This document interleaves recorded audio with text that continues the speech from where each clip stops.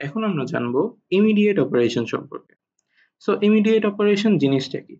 So দেখেন, এখানে হচ্ছে এতটুকুই কিন্তু আপনার একটা ইনস্ট্রাকশন যে i এর ভ্যালু সেট করতে হবে 9। সো এখন বলেন যে এতক্ষণ পর্যন্ত আমরা যা যা করে এসেছি, যেমন অ্যাড অ্যাড দিয়ে অথবা সাব দিয়ে অথবা আর কি করলাম, লোড দিয়ে বা স্টোর দিয়ে, এগুলা কি করা পসিবল? i এর ভ্যালু কি 9 সেট করা পসিবল? পসিবল না কিন্তু। সো এখন আমরা হচ্ছে একটা ডিফারেন্ট অ্যাপ্রোচ দেখব। সেই ডিফারেন্ট অ্যাপ্রোচটা দিয়ে আমরা i এর ভ্যালু 9 সেট ঠিকই করব, কিন্তু কোনো নতুন কিছু ইউজ করব না। জাস্ট সহজ জিনিস কিভাবে? সো প্রথম কথা হচ্ছে i এর ভ্যালু এই 9টা যে সেট করছি, সো i তো কোনো একটা রেজিস্টারে রাখতে হবে। সে i এর ভ্যালুর জন্য আমরা হচ্ছে একটা সেভড রেজিস্টার নেই। সেভড রেজিস্টার x30 নাম্বার রেজিস্টারটা নেই, আমার ইচ্ছা মতন নিলাম। সো এই i এর ভ্যালুটা আমি x30 তে লোড করতে চাচ্ছি। সো সে তার মানে কি আমাদের আসলে x30 নাম্বার যে রেজিস্টার সেখানে হচ্ছে 9 সেভ হতে হবে, তাই না?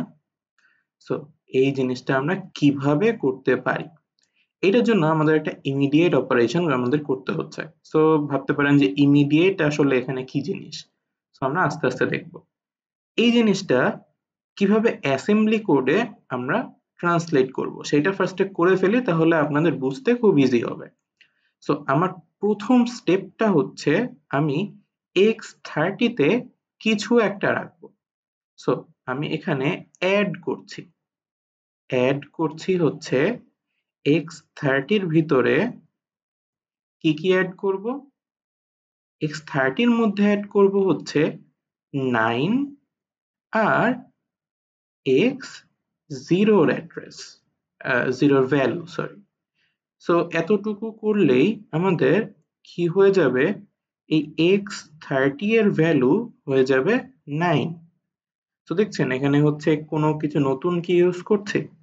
নতুন কিন্তু কিছু ইউজ করছি না, অ্যাড আগের মতোই আছে, সবকিছু আগের মতোই আছে। আপনাদেরকে হচ্ছে রিকল করিয়ে দেওয়ার জন্য এইটা একটু বলে রাখি, এটা কি?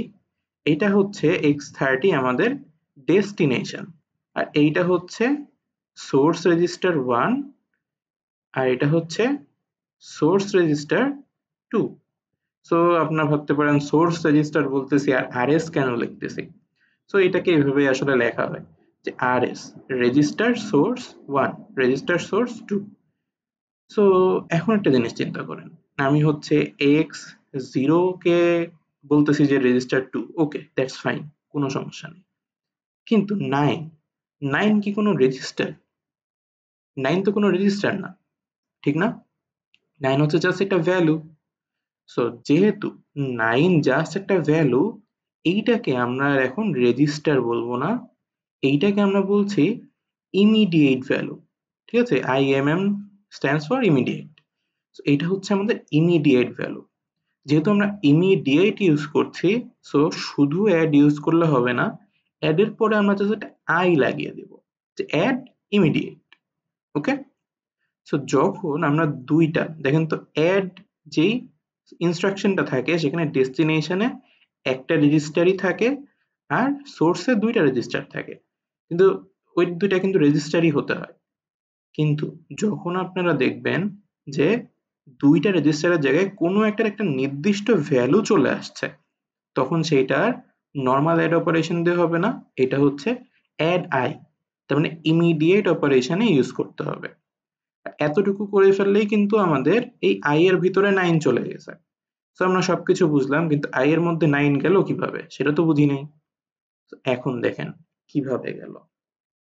সো এই জিনিসটা আসলে আমাদের কি, x30 মানে হচ্ছে 9 প্লাস x0, এর ডিনোট করে না যে আমরা x30 এর মধ্যে 9 আর x0 দুইটা হচ্ছে প্লাস করে রেখে দিচ্ছি। এখন আপনাদের কাছে আমার কোয়েশ্চেন, আমরা যখন রেজিস্টার ফাইল নিয়ে পড়াশোনা করেছিলাম তখন আমরা একটা জিনিস বলেছিলাম যে এই যে একটা স্পেশাল জিনিস আছে x0, এই রেজিস্টারটার ভ্যালু সব সময় 0 থাকে, এইটাকে চেঞ্জ করা পসিবল না। আর যেহেতু পসিবল না, আমরা তো ইউজলেস কোনো জিনিস এখানে রাখবো না। সো আমাদের নিশ্চয়ই ওই 0 চেঞ্জ করা পসিবল হবে না, এটার একটা ইউজ কেস থাকবে। সেইটারই ইউজ কেস আমাদের এখানে আছে। সো আমরা 9 এর সঙ্গে x0 অ্যাড করছি। 9 এর সঙ্গে কিন্তু শুধু 0 অ্যাড করতে পারতাম না, কারণ দুইটার মধ্যে একটা রেজিস্টার হতেই হবে। সো x0 যে আমরা অ্যাড করলাম, আমরা কিন্তু শিওর যে এইখানে x0 এর ভ্যালু সব সময় 0ই থাকবে, এটাকে কোনোভাবেই চেঞ্জ করা পসিবল না। সো 9 এর সঙ্গে x0 টা অ্যাড করতে চাই, তার মানে আসলে 9 এর সঙ্গে 0ই অ্যাড করছি না, তার মানে 9 নিতে হচ্ছে আমাদের এখানকার থেকে ভ্যালু। সো আমাদের এতটুকুর ভ্যালু দাঁড়াচ্ছে 9, আর 9 টা আমরা রাখছি x30 এর ভিতরে। এখন বলুন তো x30 টা কি আমরা i এর জন্য কি অ্যালট করেছিলাম না? তার মানে কি আসলে i এর মধ্যে 9 চলে গেল না? তাহলে কি বুঝতে পারলাম? তাহলে যদি আমি এখানে বলতাম যে j for 32, কি করতাম? j এর জন্য আমরা রেজিস্টার ফিল্ড অ্যালট করতাম সে x31। সো আমরা জাস্ট একটা কাজ করতাম, add i করতাম, add i এর ভিতরে এখানে কমা না, সরি। সো এখানে আমরা x31 কি করতাম, ডেস্টিনেশন হিসেবে সেট করতাম, আর x0 এর সাথে 32 টা অ্যাড করে দিতাম। তাহলে 0 এর সঙ্গে 32 অ্যাড হয়ে সেই 32 ই হয়ে যেত, আর সেটা হচ্ছে 31 এর মধ্যে, x31 এর মধ্যে চলে যেত, তার মানে আসলে j এর মধ্যেই 32 চলে যেত। তাহলে বুঝতে পারলাম জিনিসটা? সো এই জিনিসটা কোনো স্পেশাল কিছু না, জাস্ট হচ্ছে অ্যাড এরই একটা নতুন ভার্সন, অ্যাড আই। এখন যদি আপনাদের আমি এইভাবে বলি যে একটু চেঞ্জ করে দিলাম, সামান্য চেঞ্জ, যে i ইকুয়ালস টু -5, এবার করেন তো। এইবার কিভাবে করবেন?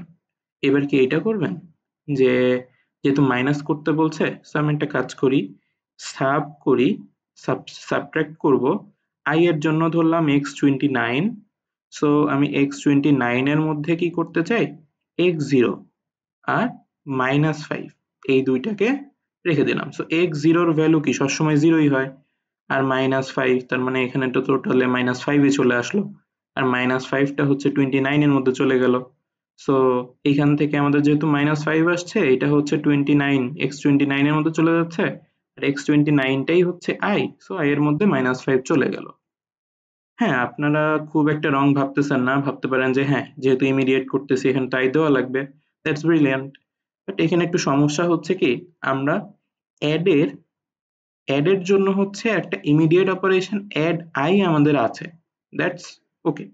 বাট সাব এর জন্য কোনো সাব আই নাই। সো আমাদের কোনোভাবে এই অ্যাড আই দিয়েই অ্যাডজাস্ট করতে হবে জিনিসটাকে। সো আমরা কি করব, আমরা এখানে সাবের বদলে জাস্ট অ্যাড লিখে দিব, শেষ। সো অ্যাড আই x29 এর মধ্যে x0 থেকে -5 মাইনাস করে জাস্ট পাঠিয়ে দিলাম x29 এর ভিতরে।